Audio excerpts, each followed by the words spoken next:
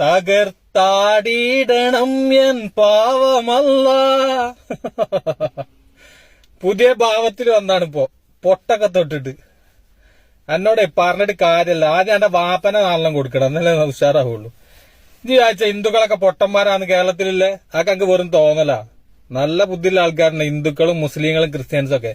അതിന്റെ ഇടയിൽ കടന്നിട്ടേ പിന്നെ ചെറിയ ഇര കോർത്തിട്ട് മീൻ പിടിക്കില്ലേ, അത് നിർത്തിയാളാ. എന്താ വെച്ചാല് എനക്ക് എന്റെ വാപ്പൊക്കെ ഒന്നും വേറെ പണിയില്ല മോളെ. ഇജിപ്പോ ഹിന്ദുക്കളൊക്കെ പാടെ എന്റെ പിന്നാലെ ഒരുപാട് ആരോപണമായിട്ട് വന്നപ്പോ മെല്ലെ ഒരു പൊട്ടൊക്കെ തൊട്ട് മെല്ലെ ഇറങ്ങിയ പൊട്ടോ എന്തോ ലക്കജ് തൊട്ടോ. കേരളത്തിലെ ജനങ്ങളെ ഒമ്പിച്ച് ജീവിക്കാതെ വിചാരിക്കണ്ടെങ്കിൽ നടക്കൂല ഒരിക്കലും. കേരളത്തിൽ അത്ര വലിയ പൊട്ടന്മാരെന്നല്ല കേരളത്തിലെ ജനങ്ങള്. ഇതൊക്കെ എന്താ വിചാരിച്ചേ? ഓളൊരു ഉപജീവന മാർഗം ആക്കിയെടുത്തേന്. കണ്ണനെ വരച്ച് തന്നിട്ട് ഇപ്പൊ ഹിന്ദുക്കൾക്ക് മനസ്സിലായി. ഹിന്ദുക്കളെ തിരിച്ച് പറയൽ തുടങ്ങി. അപ്പോൾ മെല്ലെ ഒരു കുറിയൊക്കെ തൊട്ടിറങ്ങിയ അന്നെ പറഞ്ഞിട്ട് കാര്യമല്ല, എന്റെ വാപ്പനെ പറയണം. ബാപ്പന് പറഞ്ഞിട്ട് കാര്യമല്ല. പാവ അയാളെ കാണുമ്പോ ഒന്നും പറയാൻ തോന്നൂല. ഒരു ഓട്ടോറിക്ഷയിൽ ഒരു തലക്കെട്ട കെട്ടിക്കാൻ നടക്കണ കാക്ക.